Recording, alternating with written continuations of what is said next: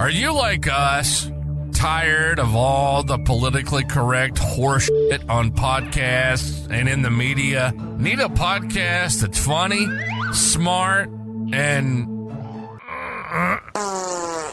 gassy?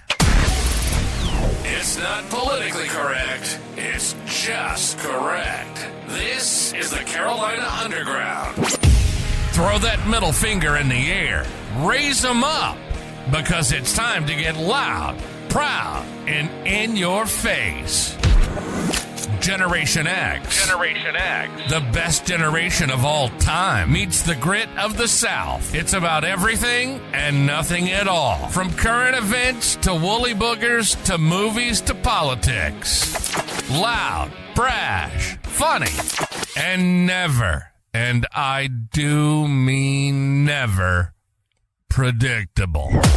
The Carolina Underground with Mark and Mike. Yo, yo, yo, yo, you yo-yos. We're back again on the Carolina Underground. I'm coming to you live from the Replica Bat Cave, and I'm talking to my partner in crime somewhere in the depths of the riddled Sparkleberry. Indeed, sir. Well, now, so our number of yo-yos is increasing. I don't know whether to be insulted or pleased.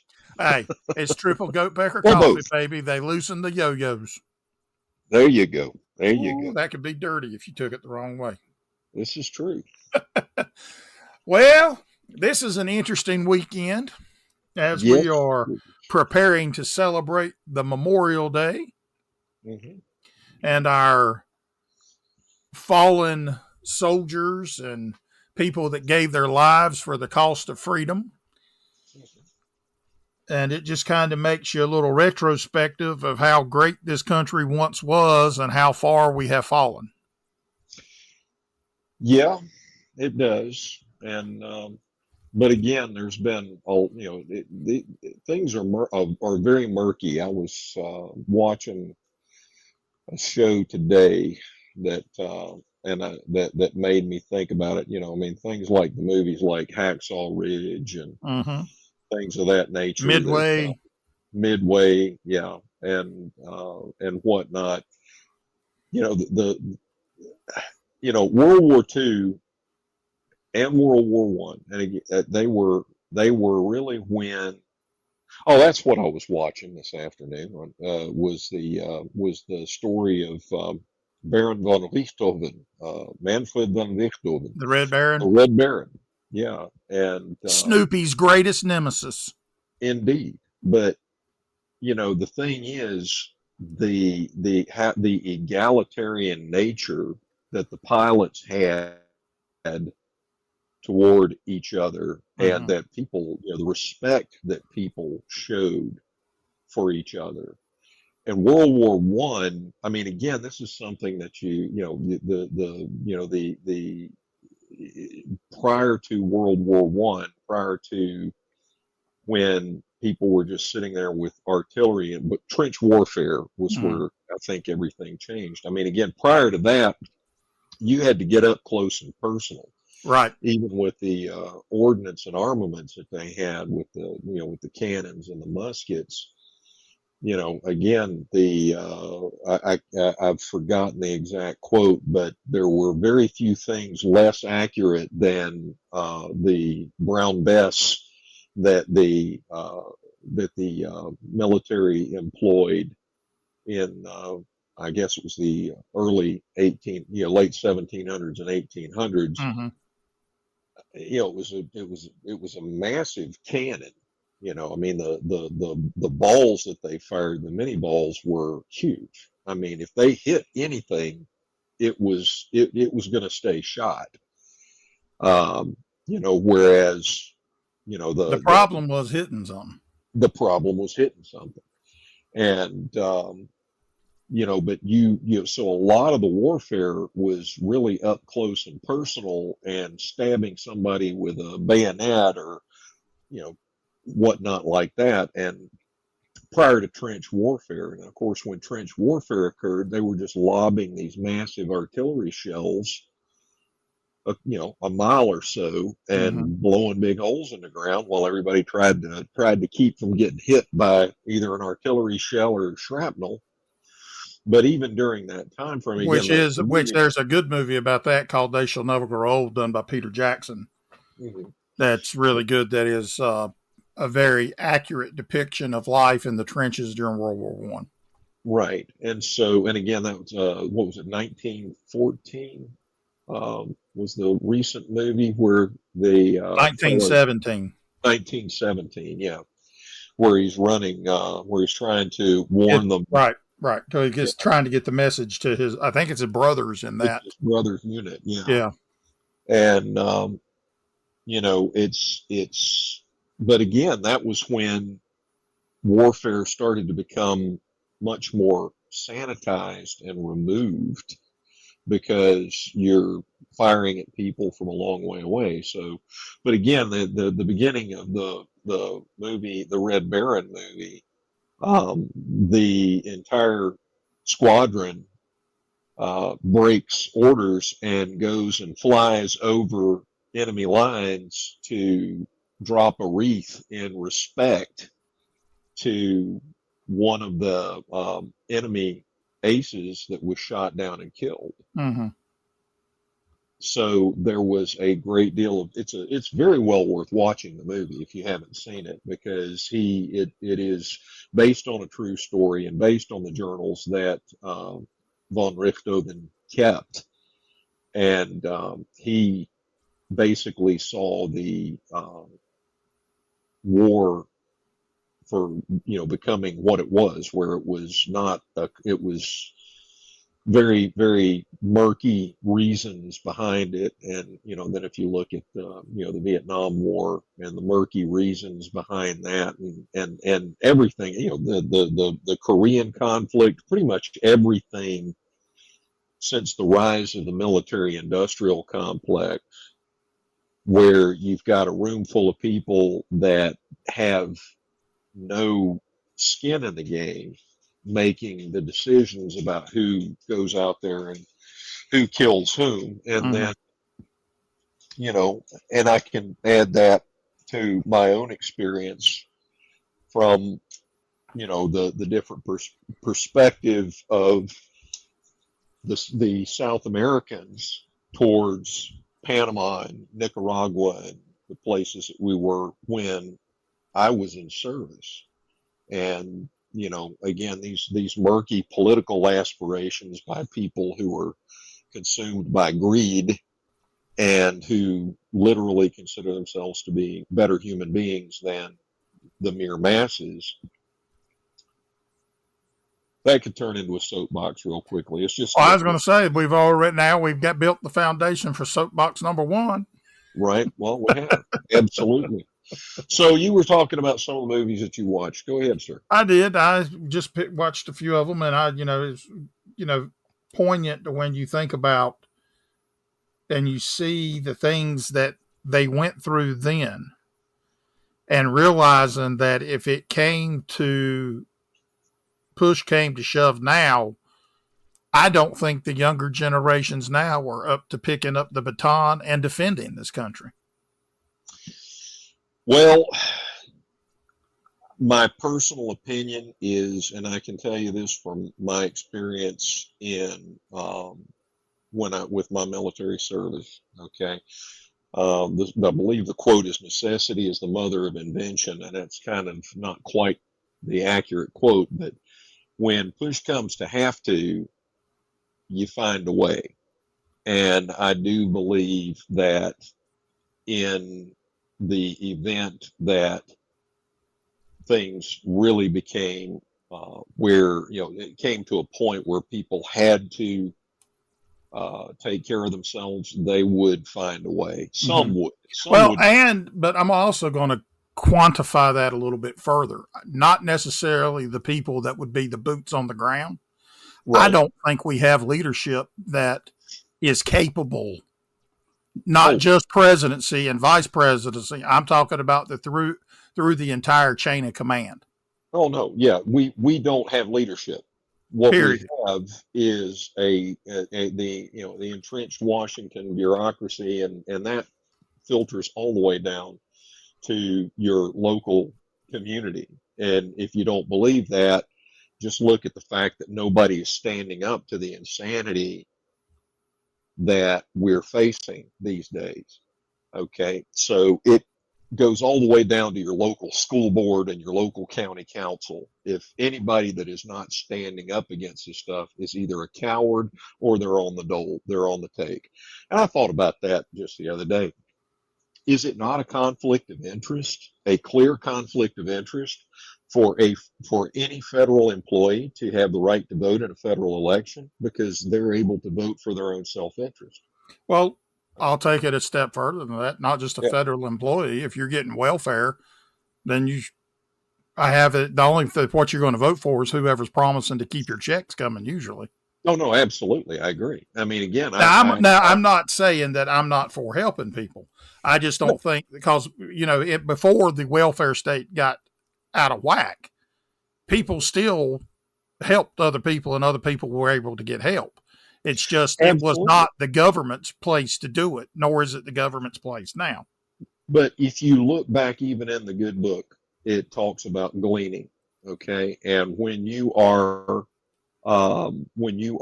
reaping the fields that you have sown, anything that touches the ground is to be left, so that the people that do not have a method of supporting themselves, the widows, the orphans, can glean that from the field. Mm-hmm. And the thought process behind that, of course, is that if everybody that has ever worked for anything in their life knows this intrinsically.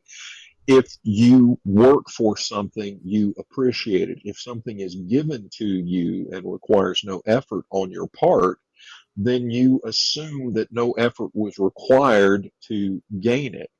And your sense of entitlement grows Growth, tremendous. exactly.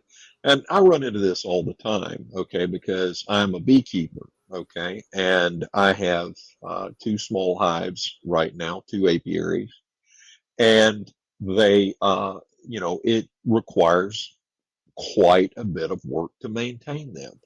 Mm-hmm. And everybody comes up and says, well, I'll give you $5 for some honey. And it's like, you don't understand, okay, how much, I mean, beekeeping is not the hobby that you want to get into. Well, If you hey, I tried find to a give you low-cost a I way, tried to give you a third hive. oh, I know. But I mean, we'd have had to tear up your porch to get at it. So, Well, the way I've been feeling here lately, hell, I'll just give you the house. I don't care. but no, the point is, it's like, it's not cheap. It takes a lot of time. It takes a lot of effort. Well, And but it's the same thing like what I do with the 3D animation and the 3D pictures and renderers and stuff like that. I get people all the time saying, "Hey, that's awesome. You do great work. Make something for me." right. And then you say, "Okay, well, what's your budget?" Oh, you just don't do it for free? Right. Well, no. I mean, it takes time. I mean, Yeah, I you do it can't for just free snap when I your do it for fingers and me. have the mathematical equations done to have them dots and ones and zeros make a elephant or a Oh yeah. pig or a jackass. Yeah. Well, and again, back to the honey thing. It's like people look at that and go, "Well, I can buy this much honey in the grocery store for X, for five And it bucks." It's probably like, ain't yeah, even real honey. it's not. It's mostly high fructose corn syrup and a little, enough honey Although I to will make it admit, taste though, I appetizing. do like that little jug that looks like a little bear. It's a nice jug, I but know I don't you can like the buy honey that's in it, but I like the little jug. yeah, you can buy those jugs online. See, I've thought perfect. about it. I'll tell you what. Tell me I'll what. give you $10 for a little jug of honey because I'm not a I cheap. understand. Oops, there's the General Lee. There she goes.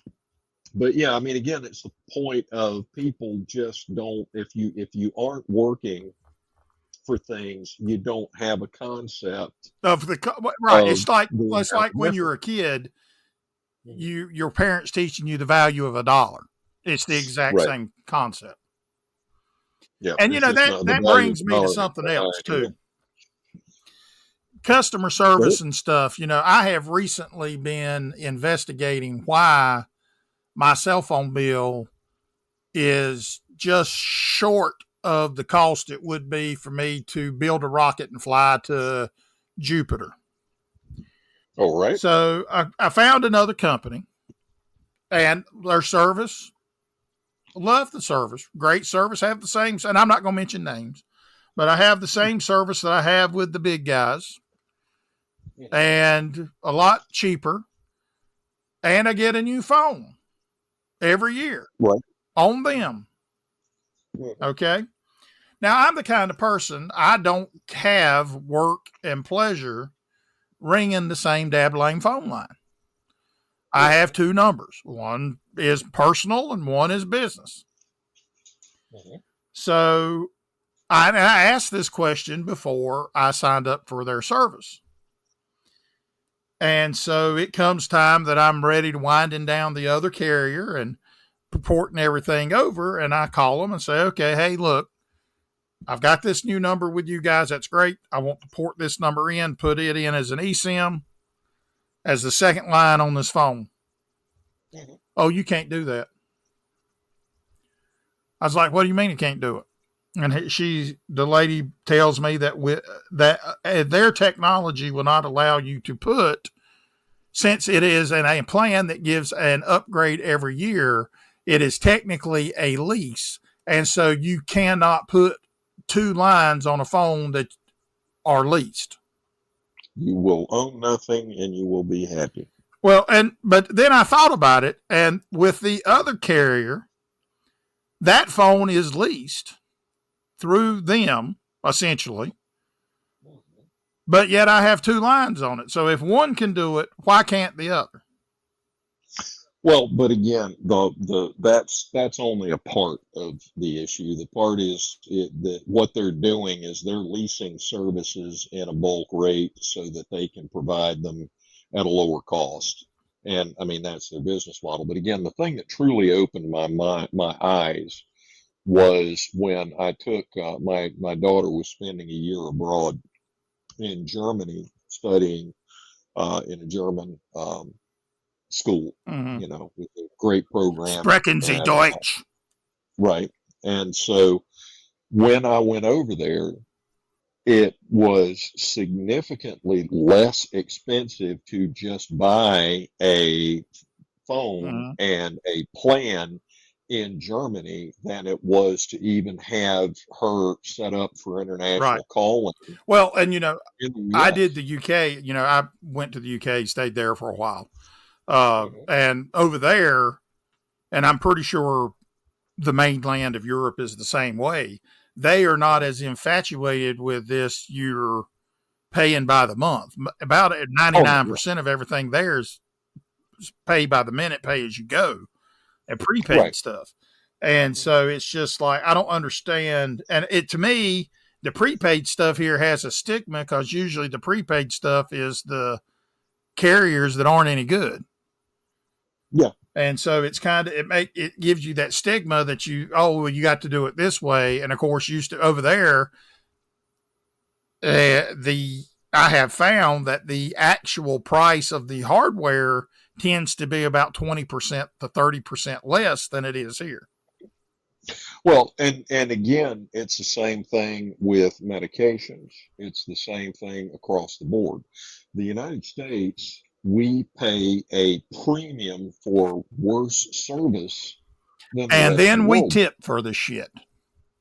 Absolutely. You're supposed to tip fast food workers now, and that just blows my mind. And again, remember when we were, up until just a very few years ago, I mean, it's been in the past decade, a really good tip was 15%. And then all of a sudden it became 20%. And now you got 25%. So I'm supposed to tip you a quarter of the cost of my bill for what? The service has not gotten better. No, it's gotten worse in most cases. Even when I'm supposed to, even in the places where you traditionally would tip. Okay. And you know where the whole practice of tipping came from, don't you? No, not really. Okay, so it came out of the Great Depression, and actually a lot of it was from the mafia. So people originally would not accept tips because this was some mafioso that was, some gangster like Al Capone that was showing what a big wheel they were by throwing money around. Mm-hmm. And so it was considered um, bad form to accept these tips. But then, of course, the Dust Bowl happened, the Great Depression, and people were, nobody could afford to do anything. Stock market crash, all of that fun stuff. Mm-hmm. And in the end, it boiled down to, restaurateurs were like, I can't pay you to work here anymore. And so the staff would be like, well, there's nowhere else that I can get paid, so I'll work for tips. And so that was when the whole thing about tipping came into vogue. But, I mean, it's amazing. So many of the things that we have in our life, well, like paper money in the first place, are usually, they were, and now, of course, digital currency, were put into place by people with bad intentions and who lack respect for other human beings. Again, currency was created by the Kublai Khan, and the Kublai Khan created currency because he could completely control the currency rather than when somebody came in and said, okay, I've got 400 sheep. Now I want to trade these 400 sheep for X number of pounds of silk or Mm-hmm. spice or whatever they were after. Now, I like good old Uh, fashioned medieval barter.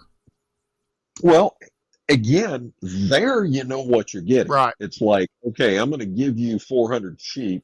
This is what I want in return. And if somebody says, no, this is not worth 400 sheep, then you can either go find somebody that is worth 400 sheep to or whatever.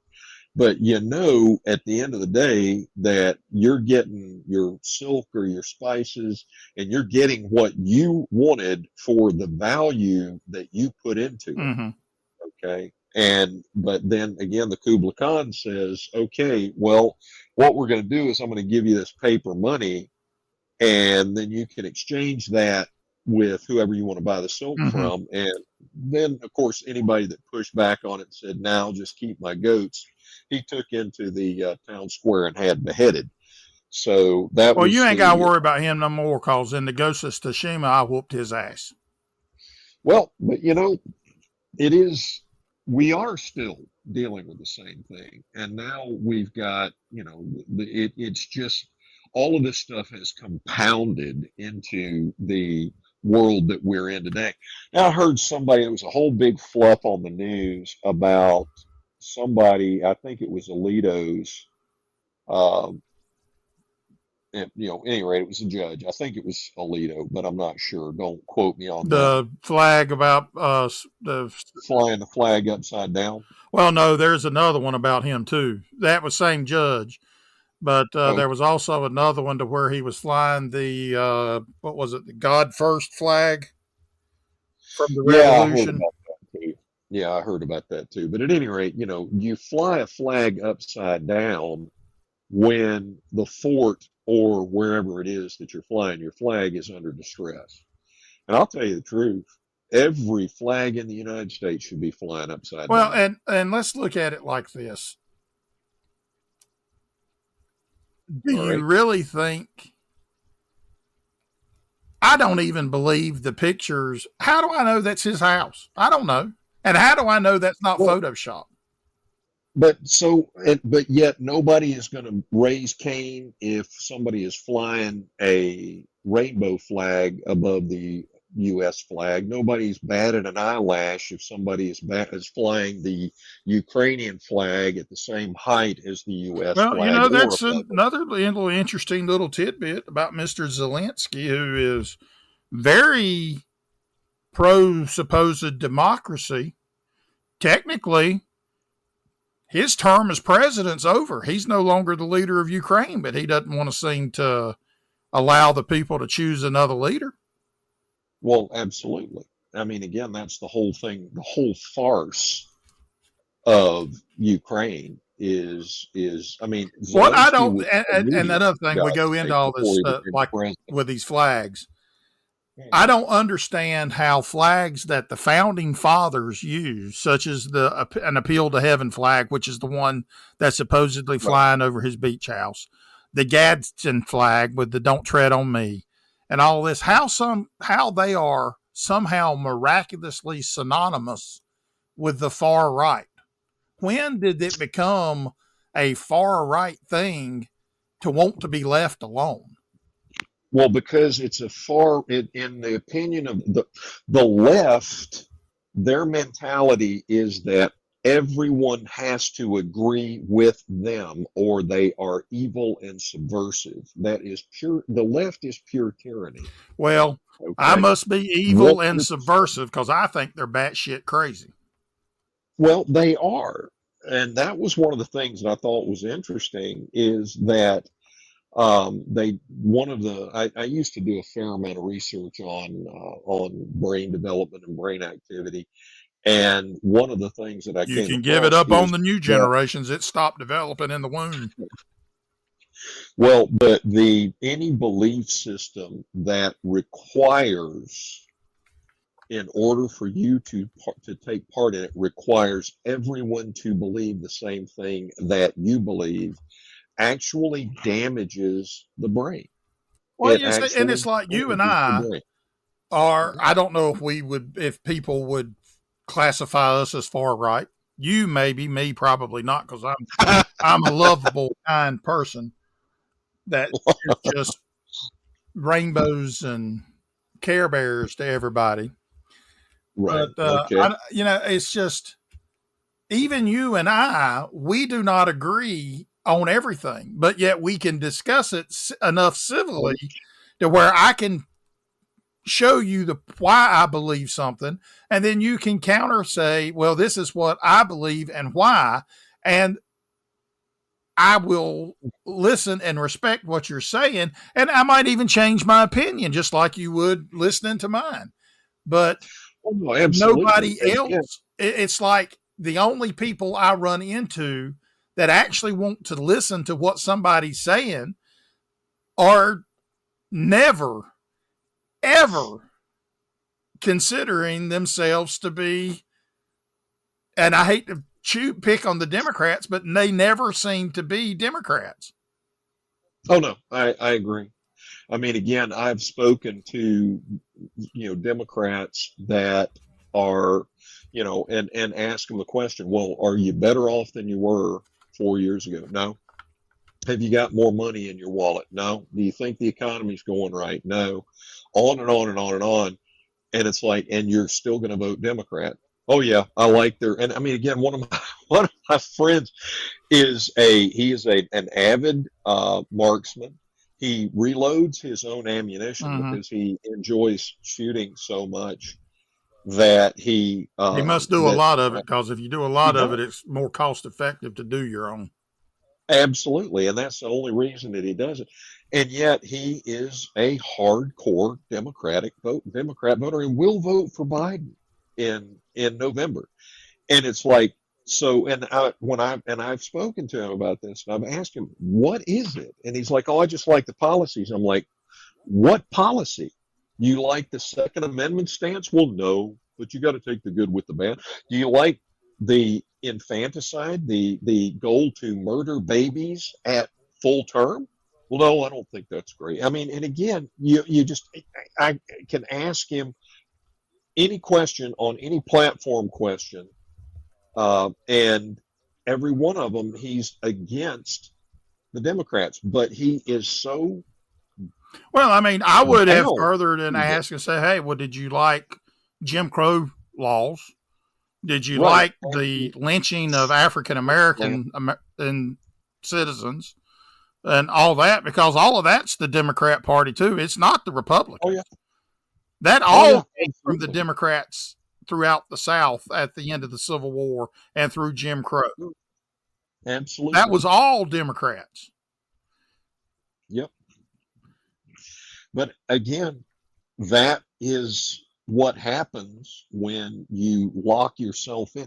I mean, I guess it's similar. I always look at this and I want to, shake people and tell them, look, this is not the Super Bowl. This is not a sporting event. This is not a team. You shouldn't be on Team Democrat or Team Republican. If you're going to be on a team, it should be Team USA. Right. Okay. And or if you want to do it like it's meant to be, team whatever state you live in, because don't throw rocks when y'all all live in glass houses. No, absolutely. Absolutely.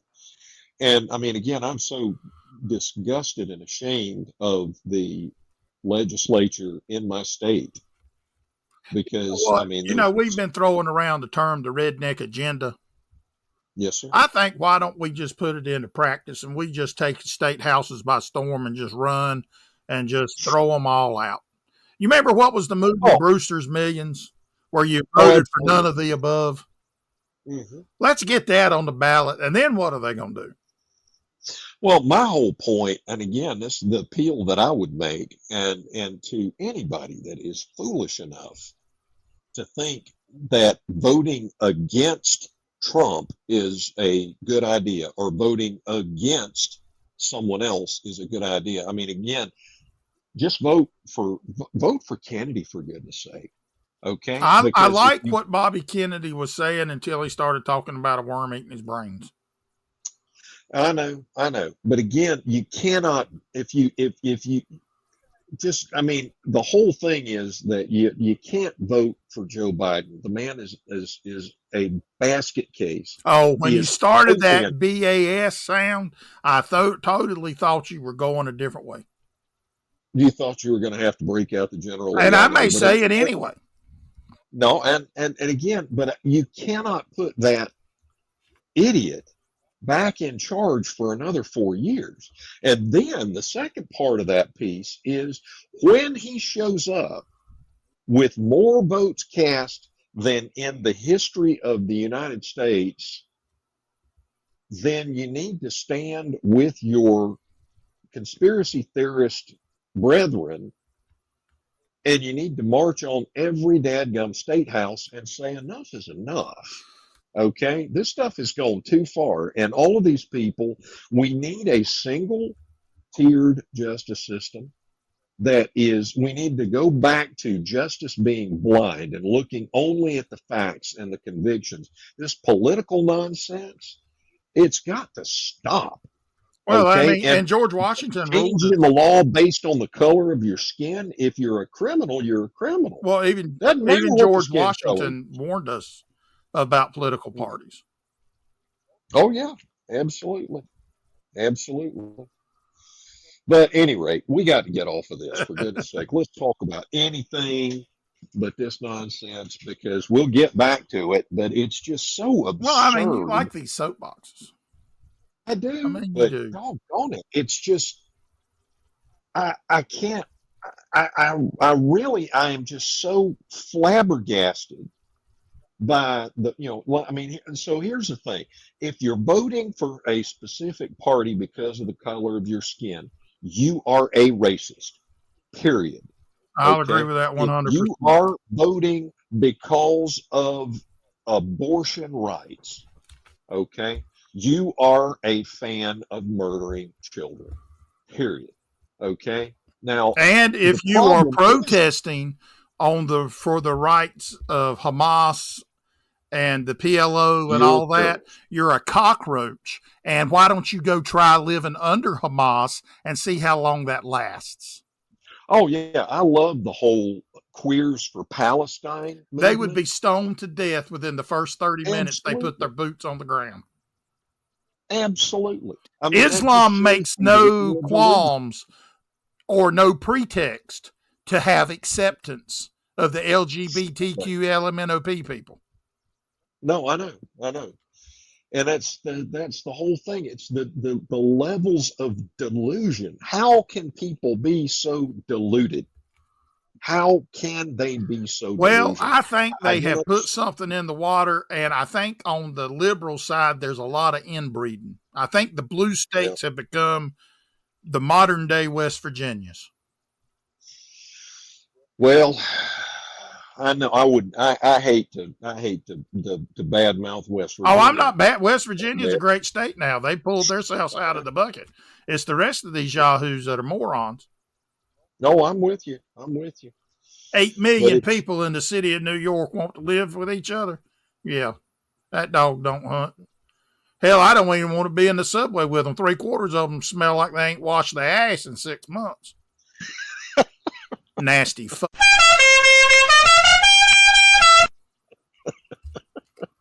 how do you really feel about it, Mike? I Dude, think I'm gonna be honest with you. If there was an earthquake that hit the United States and California fell off the map and New York and New Jersey fell off the map, I wouldn't have a problem whatsoever. The thing that bothers me about New York is they always think about, oh, well, it's New York City. You really have to care we're the greatest and the best. No, we don't really care. Bless your little hearts, y'all bunch of morons. Well, it's like, again, I saw the other day on X, John Leguizamo made some comment bashing Trump, and it's like he was basically telling everybody else that they needed to stay in their lane. And I'm thinking, Well, I mean, it's here's true. the guy whose claim to fame is voicing Sid in Ice Age and playing. He was a comedian, and he was pretty funny in some of the stuff that he did. He was a bloody actor. Mm-hmm. Okay. Now, in my life, I have needed a policeman. Okay. In my life, I have needed, my fellow military, enlisted people. Well, and I think at some point in time we all have. I've needed a fireman. Mm-hmm. Okay. I've needed a farmer. Yep. I have never needed an actor for anything. I ain't never needed a Californian, a New Yorker, or a politician. That's absolutely true. I look at it like this, especially when it comes to politicians. I don't need no ticks hanging off the hair of. Well, but here's the point. What does the government do? Okay, the most efficient thing that a government is capable of doing is siphoning resources off of the populace. That is the most efficient thing. When I say I was going to disagree. I was going to say it would be usurp power and overstep and trample the rights of the citizenry. Well, but that's resources. Okay, now, and if you look at Hobbes and especially Hobbes, but I like Hobbes. Calvin, he was just a stuffed tiger. He was only alive for Calvin. wrong Hobbes. Oh. But the whole point is, you got two ends of the spectrum. You've got chaos and anarchy, and you've got tyranny. Those are the two ends of the spectrum. And so the whole thing about a government becomes a necessary evil. And why is that? The reason it becomes a necessary evil is because people need to agree on what things are the law. But see, I don't think there is the ability nor the desire in many parts of this country to find agreement anymore. No, there's not. There's not. No, there's not. And that's again, largely that is because we have moved into a tyrannical form of government. And the tyranny is not in the White House. The tyranny is in permanent Washington.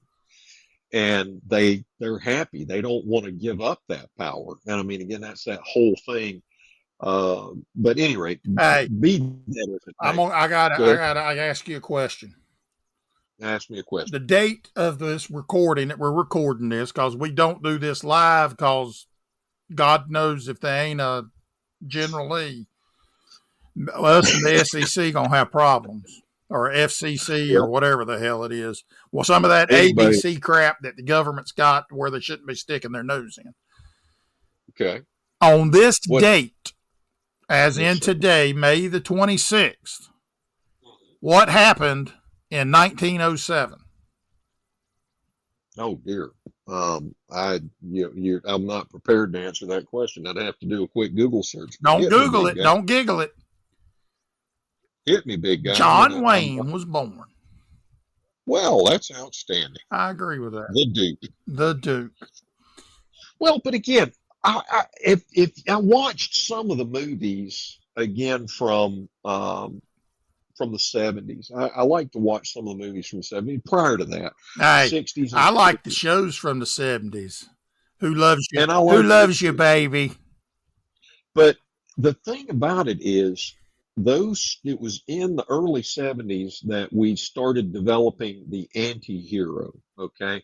So before that, it was always the heroes, the Boy Scouts, the ones that followed It's their no longer the code. Boy Scouts. Well, yeah, I know the Boy Scouts are gone, and that's totally disgusting. What they've done is just the Scouts anymore. But again, the whole thing of, I was in scouting when I was a young boy, and the whole thing was loyalty and having a code of conduct, behaving yourself with respect to others and with respect towards yourself, and being a contributing member of the community. All of that was lauded and was considered good. And I've yet And to then in figure the out 70s, why that is bad. well, but that's the thing. In the 70s, we had the creation of the anti-hero, which Dirty Harry was one of them. And I was a big fan of See, is Dirty he the Harry. one? Do you feel lucky, punk? Yeah, absolutely. Harry But Callahan. again, Is Harry he the Callahan, and again, 357 or the 44? he did the 357 and he did the 44. It Yeah, just depends Dirty on which Harry. one. That was a good movie series. Yeah, that was But really good. again, Dirty Harry, he was not a straight-laced, upright, by the book kind of hero. I will say this He though broke rules, all of this is stuff. my favorite one on from that era. It was not the Dirty Harry ones. Mine were where he says, "Turn left, Clyde." Oh And yeah, no, absolutely. any which way you can. Is it any which way Any you which can? way but lose. Any which way. Yeah, Well, I think there were two of them. Any which way you can, and any which way but lose. right. But Absolutely.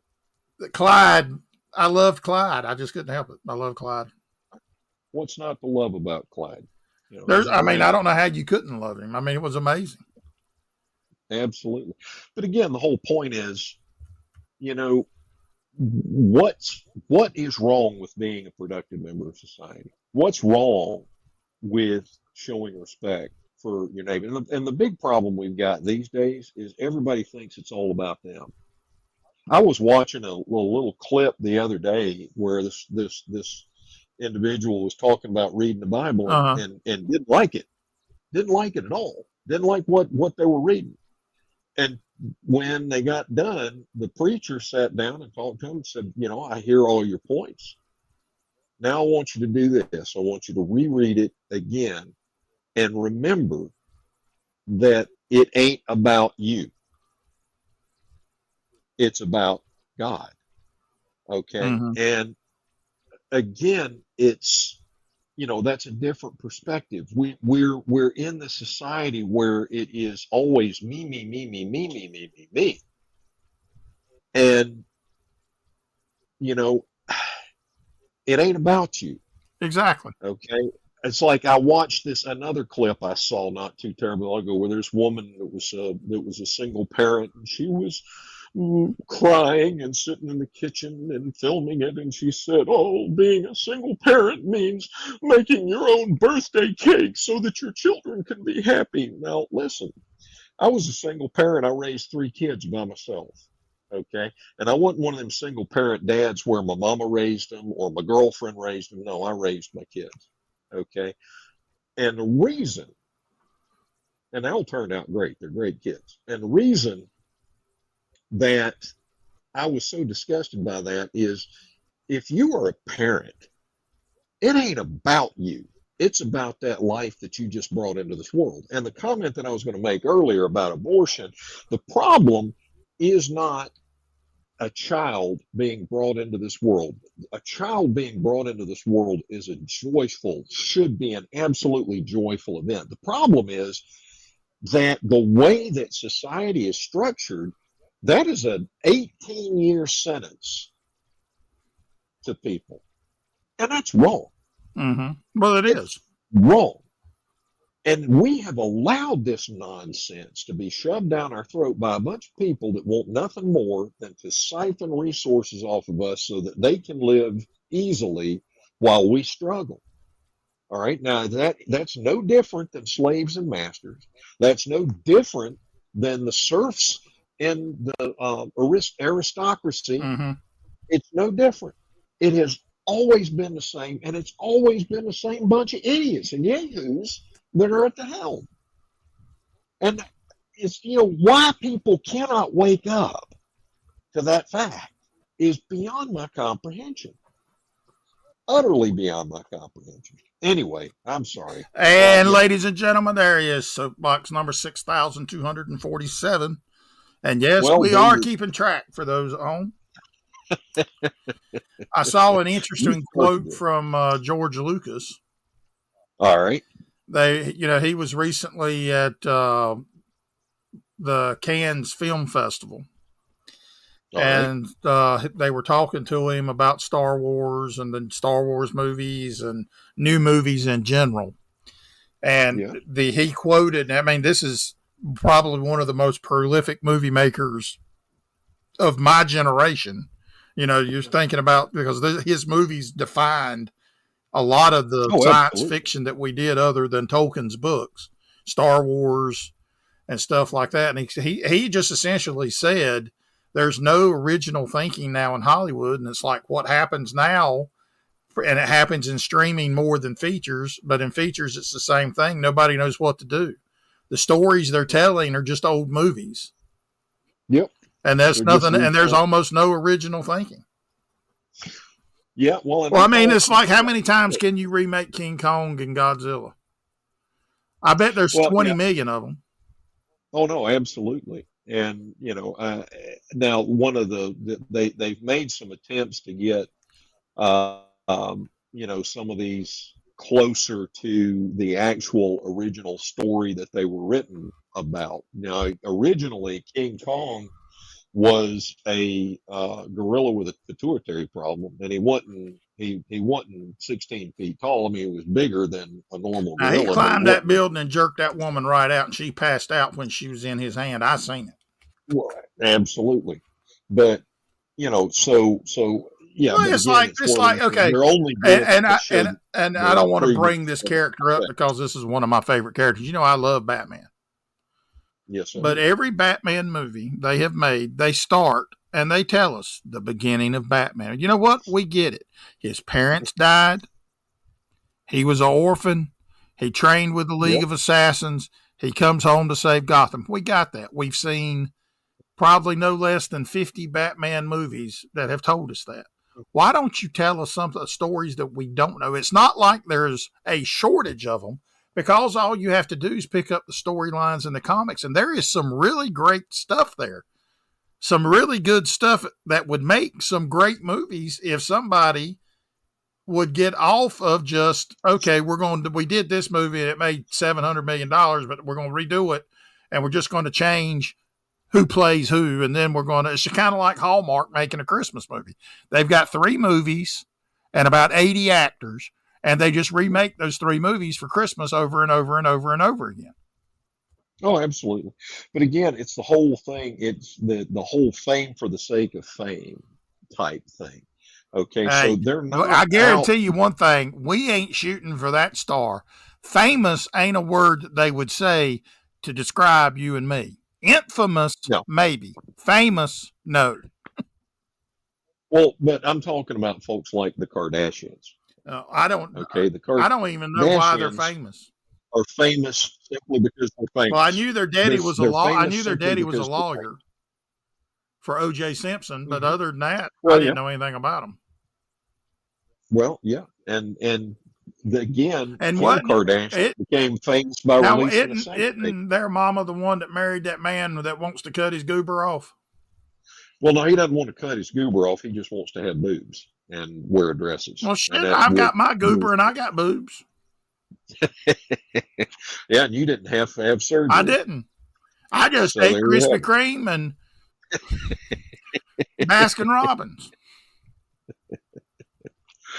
All right, now that's the mental image that I don't really think any of us needs, my friend. Well, But and then, that brings us to a good point. It's about time to come off the soapbox and call it a night because, I want some Paul Roger. well, I hear you, but I thought we were going to talk about pyramids. Well, that's a good thing. I'm glad you brought that up. We can. Because we All were going to right. talk about them last week and something happened. I don't remember what. Well, the first soapbox got stabbed. Uh, well, actually, now that you mention it, there are two things that have come out recently about the pyramids. All right. Not too long ago, they have discovered an L-shaped anomaly underneath the sand at the Great Pyramids. It's about 7 foot deep under the sand. And then beneath that, it's about 33 feet long and it's filled in, and about 16 to 30 feet underground of that, there is something that is highly electrical and an electrical resistive anomaly, whatever that means. Well, one of the things that came out many, many years ago is an engineer happened to look at a lot of the schematics and drawings of the pyramid, and they have found traces of acids and traces of bases. And they never found bodies, though. They've never found any bodies.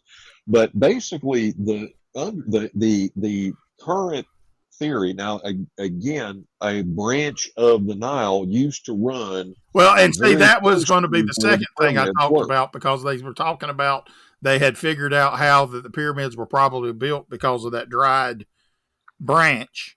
And they have estimated that it dried up about 4,200 years ago, which coincides with the 6th dynasty. And that is when pyramid construction stopped. Right. Which would make perfect sense. Now, the thing of the matter is that they believe that they were power generators, and that tributary of the Nile ran underneath them. And so there was and it wasn't just the tributary, because remember, each one of the pyramids also had a ceremonial causeway that had water, a causeway cut in from the Nile to the pyramid. So it very well probably either ran under it or through it. Well, now the theory is that this chamber underneath it would fill up with water, and then the reverberation and the shock would cause the chemicals that were fed in, the acid and the base, that would cause them to react, and it would produce energy. And then the quartz and the limestone and the composition of it, along with the gold cap, would transmit that energy to obelisks and stuff. So very similar to what Tesla was trying to create with the Wardenclyffe Tower. And the Wardenclyffe Tower was designed and based on the measurements of the pyramids. Big difference is that the materials that the Wardenclyffe Tower were built out of, you could make a smaller base for the Wardenclyffe Tower to reach the same height. You have to, the way that stones operate, you have to have that size, that base that the pyramids had in order to hold the tower of rocks that high without it falling.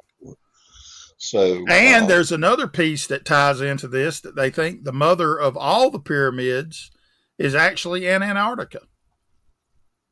Yeah, I've heard about that too. There's a lot of stuff about that. I mean, there's supposed to be quite a few things in Antarctica that, and of course, that also goes back to a lot of the different theories about the cataclysm that caused the Great Flood myth that is in nearly every ancient civilization, and also points to around the same time.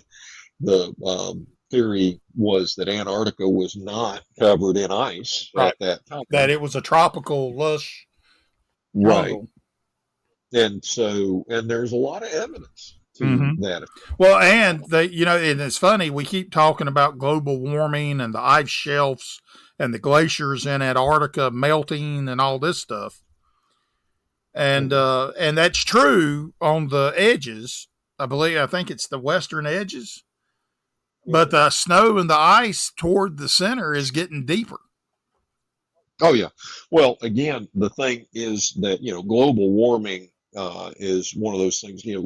Everybody talks about carbon dioxide being a greenhouse gas and all that stuff, but there's another thing that is really important about carbon dioxide. Yeah, the plants use it to make oxygen. Right. It's called plant food. Plants need it and require it, and the more carbon dioxide that you get, the more plant growth that you get, and the more growth of the plankton and the diatoms that produce the vast majority of the oxygen that human beings breathe. But again, when you start talking about this and all these chemicals and everything like that, there's one that people never talk about, and that is dihydrogen monoxide. And man, this stuff is everywhere. Okay, it is the universal solvent. This stuff can dissolve anything, nearly anything on the planet. That must have what got Joe Biden's brains everywhere, and you never hear a word about it, because the common term for dihydrogen monoxide, this incredibly corrosive chemical, is water, H2O, dihydrogen monoxide, like carbon dioxide. And I get so frustrated with people about this stuff, because they hear a few buzzwords and they immediately go into panic mode. It's like people that apply for tech jobs. Yep, absolutely. Absolutely. So I'm sorry, that was another soapbox. But at any rate, I think 6,258. I think that there's an awful lot. Again, and another thing, people think that our ancestors were dumb as a box of rocks. And they just weren't. No, I just think that we've gotten dumb as a box of rocks. I will agree with you there. But again, my grandmother lived from horse and buggy days through putting a man on the moon. Okay. And when she was a little girl, there was no electricity. Okay. When she was a little girl, they didn't have refrigeration. Okay, so they had to figure out how to make do on their own accord and how to keep food from spoiling. They had to figure out how to take care of themselves. They didn't have modern medicine, thank God. Modern medicine has gone completely off the rails. Modern medicine's what kills people. Yeah, and these people, those generations are the ones that put a man on the moon with a slide rule. Okay, not a computer, slide rules. Okay, and we look back, and I mean, again, we have this same, I heard somebody talking about going the way of Neanderthals. Okay, I don't see any reason to believe that Neanderthals were not every bit as intelligent, if not more so, than people are today. Well, I mean, we have to belittle something else because we have to feel like we are more godlike. Now, absolutely. So we have to throw everybody that came before us, the shoulders on which we stand, we have to throw under the right. But yet, without the shoulders we're standing on, we are pygmies. We would be. Yeah. And that's going to bring us to the end of this episode. But I'm going to finish this episode tonight, or this evening, or whatever it is. I'm in the replica bat cave, so it's always night down here. With an interesting fact that I don't think anybody knew, because I didn't know it.